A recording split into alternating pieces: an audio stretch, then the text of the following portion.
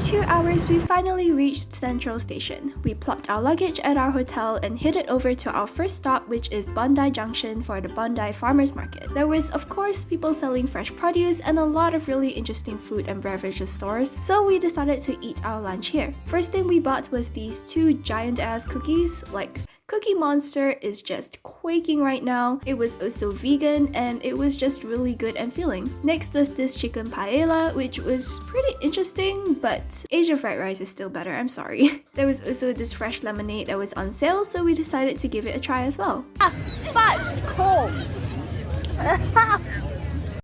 Since we ate quite a bit, we decided to walk around and did the coastal walk along Bondi Beach. The coastal walk passes through 3 beaches, Bondi Beach and another beach called Kuji? They all kind of look the same to me though. A beach is a beach after all. I was also a little disappointed actually because I was hoping to be able to see the Vecna AUSSIE, which was here a few weeks ago to promote the release of Stranger Things 4, but it was gone! Other than that, it was a pretty enjoyable walk. The view was really beautiful and it looked straight out of a Barbie movie. We also saw some people surfing and they looked really cool. We then took a bus back to the station to go for dinner at a store called the Chinese Noodle House located in Chinatown. When I say that this store had the best beef noodles I ever had, boy I ain't joking cause it was super good and there was something really homey and authentic to it too. This is their xiaolongbao, which tasted amazing. When we were done, we passed by this store which had this sign, which honestly always confuses me because as a Singaporean, I don't know what a Singaporean barbecue pork is. Another one I often see in Western countries is Singapore noodles, which like, what type? There's like char kway teow, we have ban mian, we have laksa, and within those categories, there are different types of noodles. Heck, I don't even think most of those noodles originated from Singapore, but We also walked around Paddy's Market where you can buy some fresh produce as well as merch. I guess we were still hungry afterwards, so we headed down to Quay Dessert Bar, owned by the MasterChef contestant Reynolds, who my sister and I absolutely admire. Like, the desserts that this man makes on the show are just absolutely insane, and we were just really excited to try his assortment of cakes. We ordered the opera cake, the coconut calamari, and Nutella. It was truly some of the best cakes I've ever eaten, with the different flavors and the layers pairing together really well. By the time we got back, we were pretty tired, so it was time to calm down. We started off the day by taking the Sydney tram to Circular Quay for breakfast at this Patisserie. Yeah! I ordered a cruffin for myself while my family got other assorted pastries and tried to eat them without bothering the other animals that we rudely disturbed. Once we were done, we headed over to the Sydney Royal Botanic Gardens while also appreciating the Sydney city skyline and of course the iconic Sydney Opera House, which is actually a combination of 3 separate buildings. The garden itself was truly beautiful with an assortment of flowers, statues, and more cockatoos in their natural habitat. Since it was a Sunday, there was the weekend craft market that was also going on. People were selling some clothes and handmade trinkets, as well as some food, but we decided to head over to QVB for lunch. I think to call this place a shopping center would be an understatement because this place looked so luxurious. We ate the Cellinis restaurant and bar, and I ordered their risotto because 1, yesterday's MasterChef episode had a team challenge where they fucked up their risotto pretty badly, which led to 2, me craving some good risotto. Was my craving satisfied?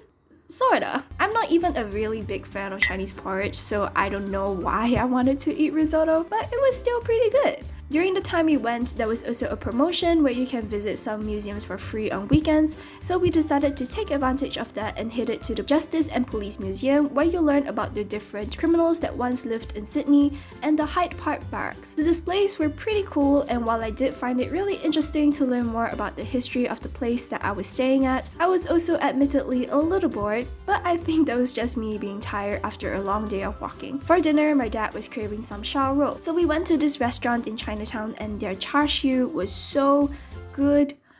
Woo! Soon it got dark, but even though I was tired, I still wanted to go see Vivid Sydney, which is an annual festival of light, music, and ideas that is held in Sydney, often during a limited period of time in June, so of course I could not miss this opportunity. We decided to stay just within the Darling Harbour area, but even then, there was some really interesting displays. For example, this building with the multicolored lights, some bouncy inflated chess pieces, colorful jellyfish performers. My favorite piece was this one, where they had videos of the past projected projected onto the buildings. It was a really simple piece, but I don't know, the images of the past and the modern buildings was just such a cool juxtaposition. When we got more towards the water, there was a water show going on, which was really cool. But what is cooler is this water fountain thing right here. Like, there is water actively flowing, but because of the grooves, when you stand on it, your feet does not get wet. I found that so cool. As fun as it was time to go back and rest.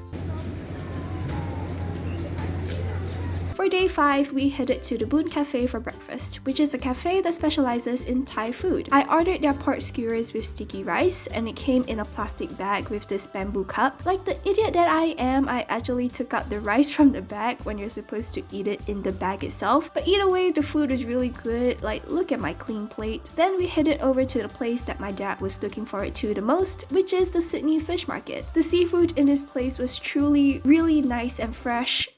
Literally. So of course we got to eat some more of the food that they had. We had some battered prawns and lobsters and this thing which was clams, rice, cheese and mentaiko. I don't know which maniac came up with this idea, but holy hell, it was a brilliant combination. I was in heaven. We then had another round at a different store, this time buying a salmon as well. The food was great, but in my opinion, I felt it was a little unhealthy since 90% of the food options available were deep fried. But then again, I didn't come to Australia to be healthy, so Second stop of the day was Taronga Zoo, which we took by ferry because I felt that if you go to Australia and you don't really see any animals, you didn't really go to Australia. Was the trip worth it? Not really, because my experience was mainly this.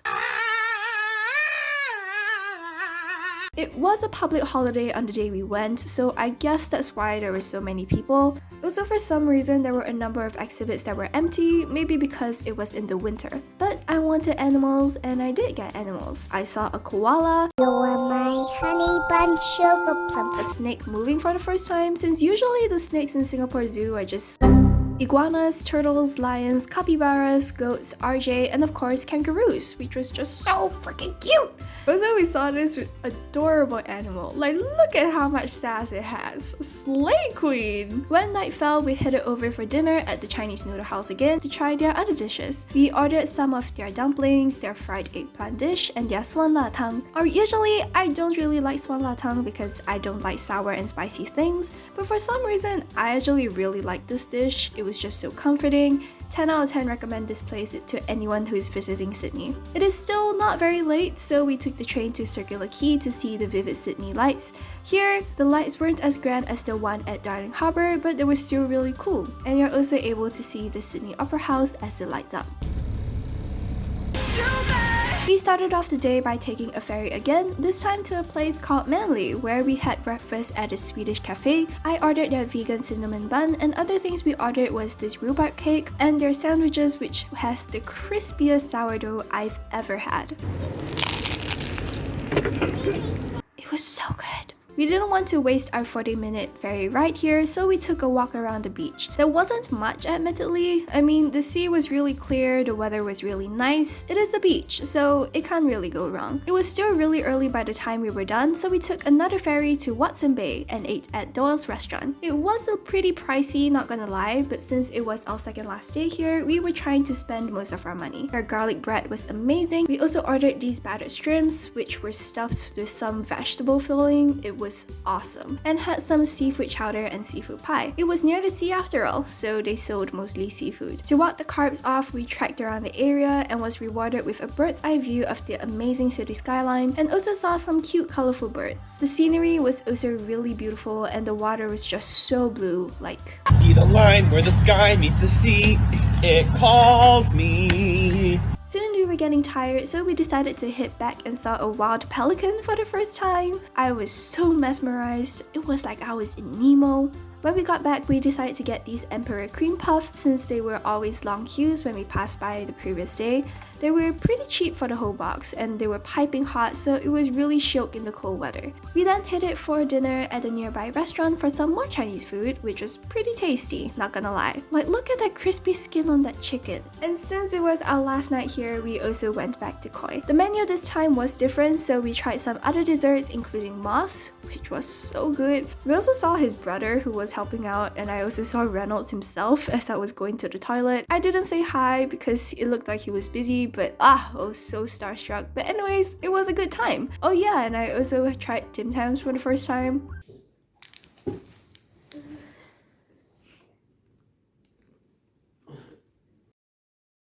Alright, last day now. We did not really do much, so I guess we can keep this short and sweet.